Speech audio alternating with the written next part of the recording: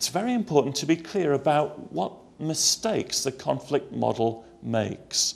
The first mistake that it makes is it says science and religion explore the universe and give answers in exactly the same way. Therefore, if they differ, one must be right and one must be wrong. The trouble is that the universe is a lot more complicated than that. Let me use a silly illustration. What is the scientific definition of a kiss? A kiss is the approach of two pairs of lips, the reciprocal transmission of carbon dioxide and microbes, and the juxtaposition of an orbicular muscle in a state of contraction. That is a kiss in scientific terms. But if I go to my wife and say to her, Alison, let me get together with you for a mutual transmission of carbon dioxide and microbes, let me juxtapose my orbicular muscle in a state of contraction with yours, she would say, get lost.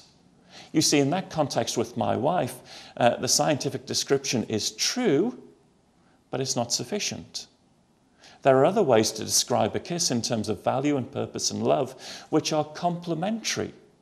And in fact, to fully understand a kiss, I need both the scientific definition and an understanding in terms of value, purpose, and love. The 18th century English theologian John Wesley emphasized the four sources of truth in theology. It's a position that's come to be known as the Wesleyan quadrilateral. He listed experience, reason, scripture, and tradition. The relative balance between the four sides of the quadrilateral has changed over time. It also varies among denominations, and I would even say depending on the pastoral situation that one is dealing with. One finds, for example, among evangelicals, a greater emphasis on Scripture. Among Anglicans and Roman Catholics, an emphasis on tradition. Among charismatics and Pentecostals, an emphasis on experience. And among philosophers and Presbyterians, I can say this since I grew up Presbyterian, a greater emphasis on reason. You start off, what, with a big bang, nothing conscious, no values, no complexity, no organization. That's how things start.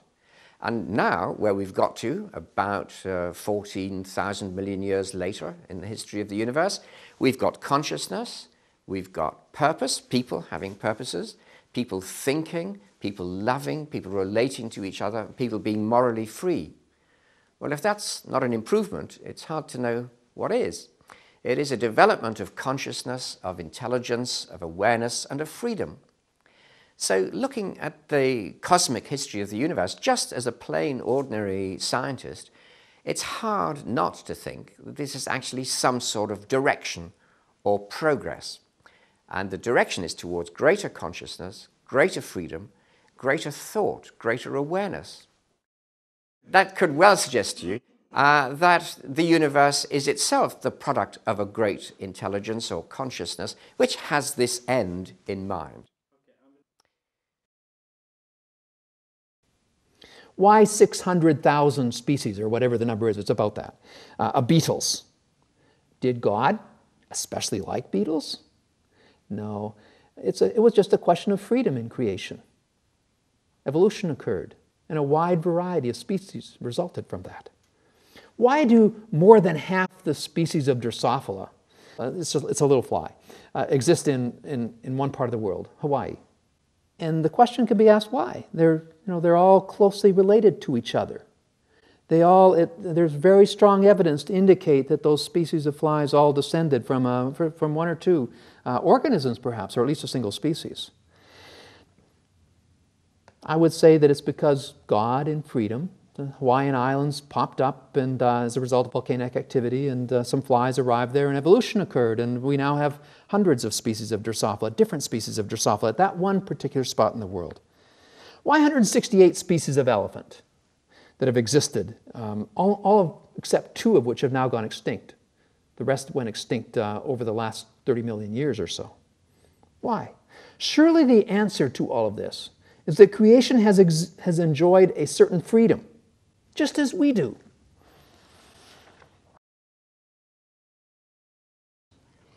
Now, one of the biggest issues in understanding human nature within the context of theology and neuroscience is the question of how many essential parts am I composed of?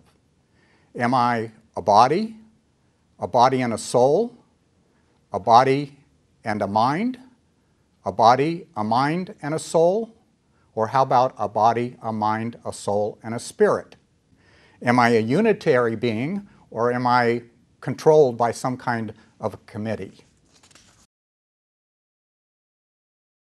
Every story that science has to tell ends eventually in futility or in death. That's obviously true of us as human beings. We all know we're going to die on a timescale of a few tens of years. It's even true of the universe itself. The whole universe is going to die on a much longer timescale, of course, many tens of billions of years, but eventually it's all going to end in futility, most probably in a world that is getting more and more dilute, more and more cold. And it is as certain as anything that all carbon-based life anywhere in the universe will eventually disappear. That's the story that science has to tell. From the point of view of a physicist like myself, that futility is due to the second law of thermodynamics, which essentially says that as time goes by, things get more and more disorderly. Glasses get broken, but you never see glasses reassembled. From the point of view of a biologist, it's due to the fact that we live in an evolving world. And in an evolving world, the death of one generation is the necessary cost of the new life of the next generation.